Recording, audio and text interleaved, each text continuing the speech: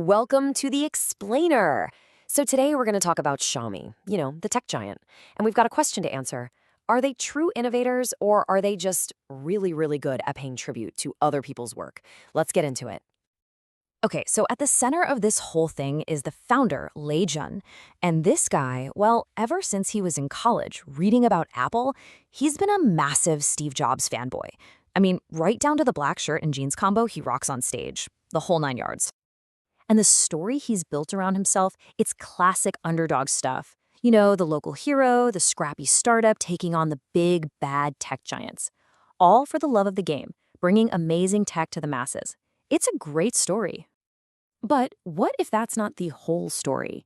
What if his real genius isn't in inventing new stuff, but in being an absolute master at repackaging things that already exist? Some people say the whole strategy is basically built on, well, let's just call it sincere flattery. Okay, let's really dig in. All right, so let's talk about the first big piece of the Xiaomi puzzle, the tribute strategy. And what that means is they are excellent at showing just how much they admire other companies' work. I mean, they're so good at it, they've got a name for it, paying tribute. And you have to see the commitment here, it's pretty wild. So Apple drops the iPhone 15, right? Xiaomi puts out the Xiaomi 14. Okay, makes sense.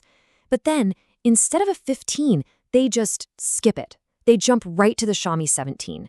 And their official excuse? Oh, the upgrade was just so huge, it deserved to skip a number. And, just by pure coincidence, it puts their numbering right back in line with Apple's. What are the odds? And this isn't just about phones. Oh no. When they decided to get into the electric car game with their SU7, well, the internet took one look at it and went, hey, that looks familiar, like really familiar, kind of like a Porsche Taycan. So naturally, people started calling it the Miche or the Baoshimi. You gotta love it. And the official response is, oh, they're just perfect. So Xiaomi gets asked about the resemblance, and their design director just says, good design is always like-minded. Smooth. But then Porsche comes back with, classic design always resonates.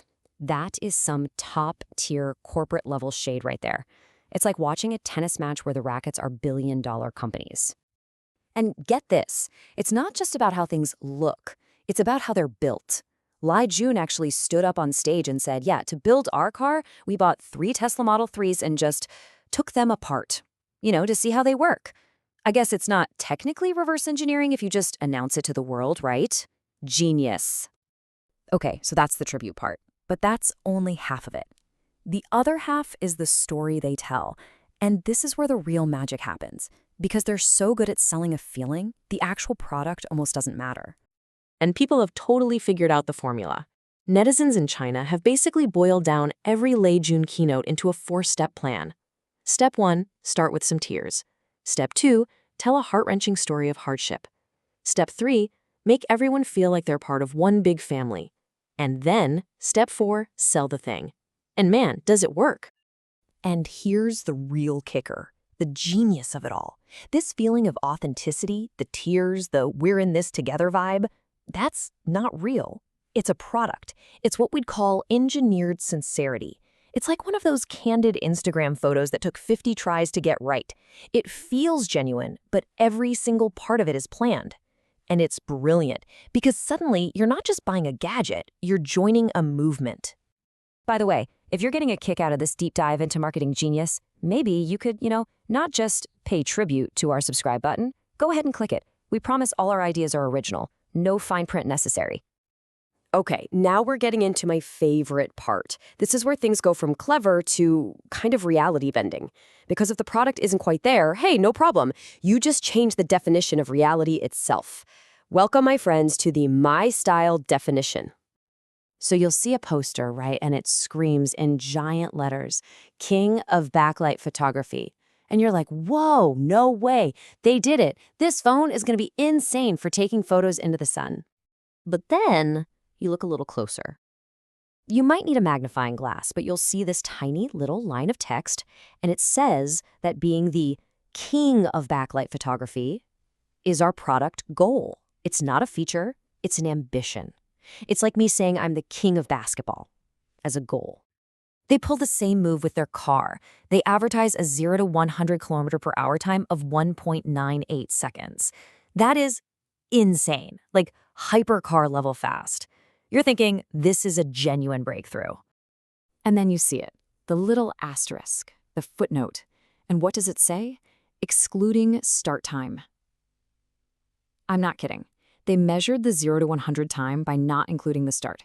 They literally took the 0 out of 0 to 100. I mean, you can't even be mad. That's just next level confidence. And it's not just words, it's numbers too. Big, impressive sounding numbers. Lei Jun gets on stage and announces that every single new phone model goes through 300,000 hours of testing. 300,000! That sounds like a lot. But then you do a little bit of quick math. They have 1,800 test devices. So you take that big 300,000 hour number divided by 1,800, and you get about 7 days of testing per phone, which is just normal. That's what everyone does. It's not a lie. Not at all. It's just a very, very creative way of saying we do the standard amount of testing. So all of this, the tributes, the storytelling, the creative definitions, it leads to a pretty big question. When you're this good at marketing, where does the actual engineering, the core tech, fit into all of this? I mean, think about it. You see other big tech companies on stage talking about their custom-built chips, major breakthroughs in battery life, their new software systems, the hard stuff. And then Xiaomi gets on stage and highlights an automatic leaf shaker for their car, a back seat that reclines 1 single degree more than a luxury car, turn signals that turn themselves off. I mean, are these features kind of cool? Yeah, sure, but are they real innovation? That's the whole point, isn't it? So at the end of the day, you can't argue with the results. Xiaomi is a huge success. But it leaves you wondering, right? Is this the future?